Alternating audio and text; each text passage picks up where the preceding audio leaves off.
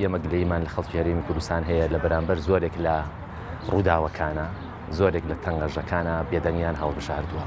و ئەم بێدەنگیەش ڕەنگە پەیوەندی بەوە هەبێت کە دەسەڵاتی کوردی بە بەرنامە ئیش لەسەر ئەوە کە خەڵک بێئومێد بکات لەسەر ئەوەی کە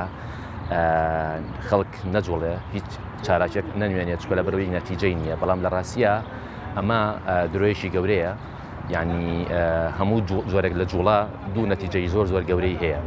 بە دڵنیاییەوە ئەگەر نەتیجەی دووەمی بەرجەستانەکە نەتیجە یەکەم بەرجەستاکە دوو نەتیجەکە برتین لە چی کاتێکە تۆ ئەکتێک ئەنوێنی هەڵوێستێک ئەنوێنی بەرامبەر بە شتێک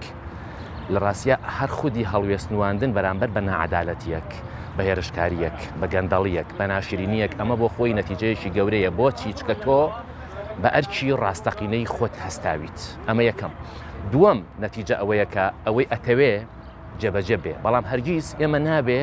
یعنی کاتێک هەڵوێستێک ئەنوێنین پێمان وابێ بێت لە 100% ئەو داواکاری کە ئێمە ئەمانەوێت جێبەجێ بێت جێبەجێ نابێت لە هەموو دنیاە وایە بەڕاستی بەڵام ئەوەی کە جێبەجێیە ئەوەی کە هەمیشە قائیمە هەمیشە زیندووە بریتە لە چی بریتە لەوەی کە ئینسان ئەبێ بە ئاواجبی ڕاستەقینەی خۆی هەستێ ئێستا وەزعی هەرێمی کوردستان بۆچی خراپە لەبەرەوەی مەسئولەکان بە ئەرکی ڕاستەقینەی خۆی هەڵناستێت ئەگەر میلەتیش خەڵکی ڕۆشنبیری شالاکی مدنیش بە ئەلکی ڕاستەقینەی خۆی هەڵنەستێ کەواتە لەگەڵ حکومەت و مەسئول حکومەکانە فەرقی نییە بۆیە لە ڕاستیە ئەبێت یعنی یەکێک لە سەبەبەکان ئەوەیە کە خەڵک بێئومێد کراوە بەڕاستی بۆ هیچ هەڵوێستەیشی نییە ئەمە یەکەم دووەم بەداخەوە یعنی ئەتوانین بڵێن لە ئێستاە خەڵک یعنی بێدەسەڵات کراوە بەڕاستی و سوڵتەی کوردی بەداخەوە ئێستا لەبەرەوەی کە شەرعێتی جەماوەری تقریباً زۆر کاڵ بووەتەوە ئەوێ بە مجاملەکردنی وڵاتانی دەوروبەر شەرعیەت بەخۆی بدا و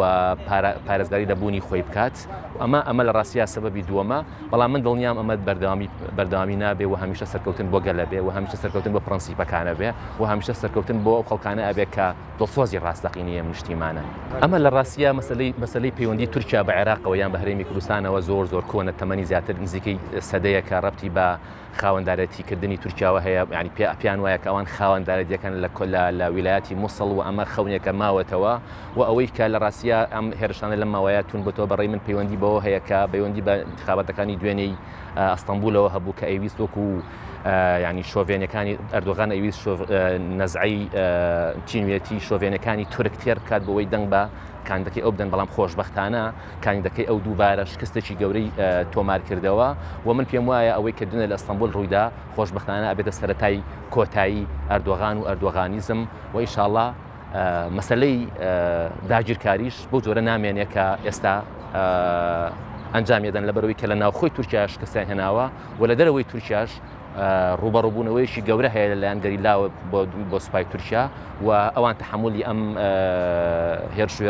هێرشکاریانە ناکەن شتی کاتیە و ئامانجی سیاسی لە پشتەوەیە هاوکارە بە دووشتەوە یەکێک بێدەنگە بەڕاستی بەرامبەر بە ئەم داگیرکاریانە دوو لە وەکو لە هەواڵەکانی شایبینین هەنێ جار هاوکاری لۆجستیەکەن بۆ هێزەکانی داگیرکار و بەداخەوە ینی من هیوادارم ینی داواکەم لە حکومەتی هەرێمی کوردستان و داواکەم لە کابینەی تازە کە ڕێگا نەدات وەلانی کەم ئاسانکاری نەکاوە سوپای تورکیا بەڵکو پشت لە میلەتی خۆی نەکاوە هاوکاری میلەتی خۆی بێ و خاکی خۆی بێ چونکە داگیرکردنی هەر بستێکی ئەم نیشتیمانە لە ڕاستیا پەڵەیەکی ڕەشە بە ناوچاوانی هەر کەسێکەوە کە ڕێگای ئەو تاوانکاری ئادات.